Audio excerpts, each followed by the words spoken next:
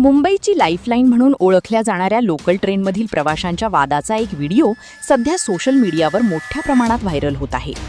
गर्दीने भरलेल्या लोकलमध्ये दोन प्रवाशांमध्ये जोरदार वाद आणि हाणामारी झाल्याचं या व्हिडिओत दिसत आहे.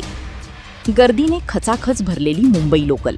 अचानक दोन प्रवासी आमने सामने आले आणि काही क्षणातच वादाचं रूपांतर हाणामारीत झालं. या घटनेचा व्हिडिओ सध्या सोशल मीडियावर जोरदार व्हायरल होत आहे.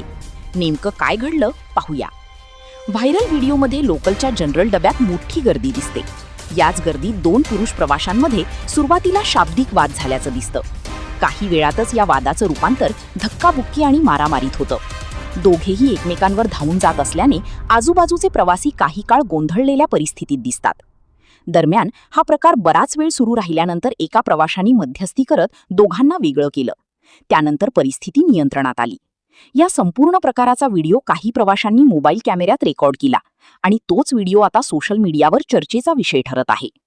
मात्र या व्हिडिओची सर्वात महत्त्वाची बाब म्हणजे घटना नेमकी कधी घडली, कोणत्या लोकलमध्ये घडली किंवा कोणत्या मार्गावर घडली याची अधिकृत माहिती अद्याप समोर आलेली नाही.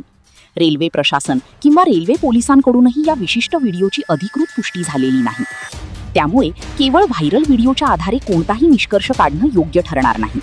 मात्र मुंबई लोकलमधील प्रवाशांच्या सुरक्षिततेचा प्रश्न पुन्हा एकदा चर्चेत आला आहे.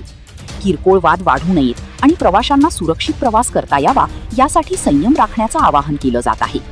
व्हिडिओची तारीख आणि ठिकाण याबाबत अधिकृत माहिती समोर आल्यानंतरच या घटनेचं नेमकं सत्य स्पष्ट होणार आहे.